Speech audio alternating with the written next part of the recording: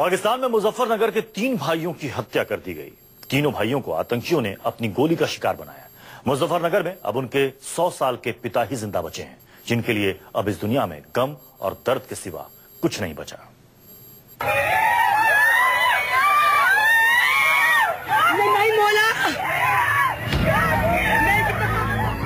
ये तस्वीरें हम आपको साफ साफ नहीं दिखा सकते।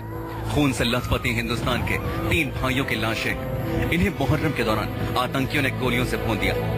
इनमें से एक भाई पाकिस्तान में ही रहता था, जबकि 2 भाई लंदन और अमेरिका में रहते थे। करीब 20 दिन पहले दोनों भाई पाकिस्तान में हर साल की तरह मुहर्रम बनाने गए थे। मजलिस के दौरान कराची के नजीमाबाद शहर में बाइक सवार 2 आतंकवादियों ने अंधाधुंध गोलियां बरसाकर उनकी हत्या कर दी।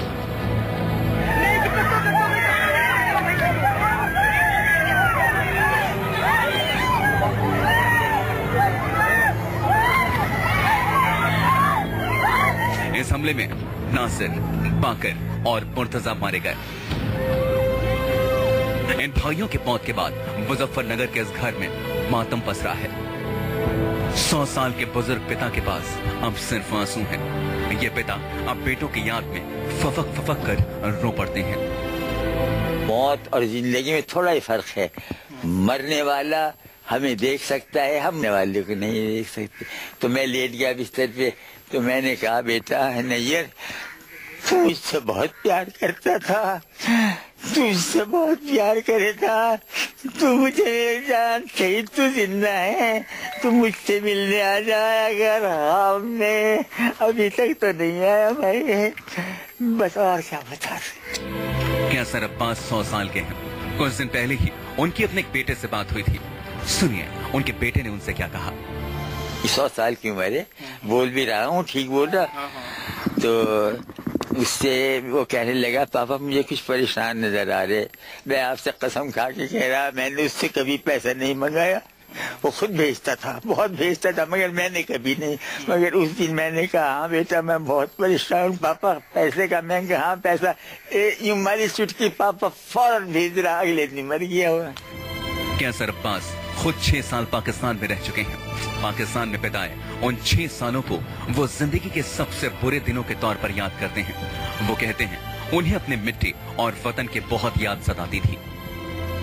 आपसे कसम खा के कह रहा कि मैं जब तक पाकिस्तान रहा, मुझे अपने घर याद आ रहा। मैं भंगन तक को सलाम लिख पाऊँ था, मुझे अपना घर याद आ था, मुझे अपने घर की ईंटें याद आने थी, मुझे ये वतन याद आ था।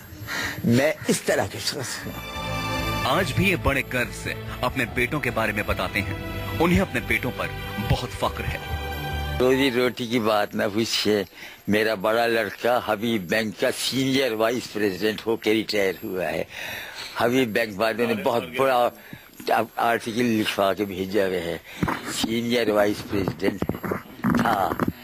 उससे छोटा जो नासिर मरा, सीमेंस जर्मन की दवाओं की दुनिया की सबसे बड़ी फर्म है, आप जानते हो उसे। उसका चीफ इंजीनियर था, वो अमेरिका में रह रहा था, वो इसमें आके मरा। जो तीसरा लड़का मरा वो पाकिस्तान का ही नेशनल था, बाकर उसका नाम था। कैसर अब्बास कहते हैं कि उन्हें अपने देश से इतना प्यार था कि वो अपनी पत्नी की इज्जत के बाद भी पाकिस्तान नहीं गए। आज वो कहते हैं पाकिस्तान में मारे गए उनके बेटों को कोई पूछने वाला नहीं है। मैं कह रहा जो पाकिस्तान में रह के आया उसे इंडिया की कीमत और वापस आती है। पाकिस्तान में रह के आया मैं 6 साल, मैं आज था वहाँ। और अब मैं बता रहा, मेरा छोटा बेटा बाकर मरा है ना, मेरा छोटा बेटा बाकर, उसके एक बच्चा है। अगर यहाँ मरता तो उसे 50 लाख देती गवर्नमेंट, देती ना। वहाँ को इसे पूछ नहीं रहा। 100 साल के कैसर अब्बास के घर में अब कोई नहीं बचा। सिर्फ दूर के रिश्तेदार ही उनकी जिंदगी का आखिरी सहारा हैं। धर्मेंद्र कुमार, मुजफ्फरनगर, न्यूज़ 24।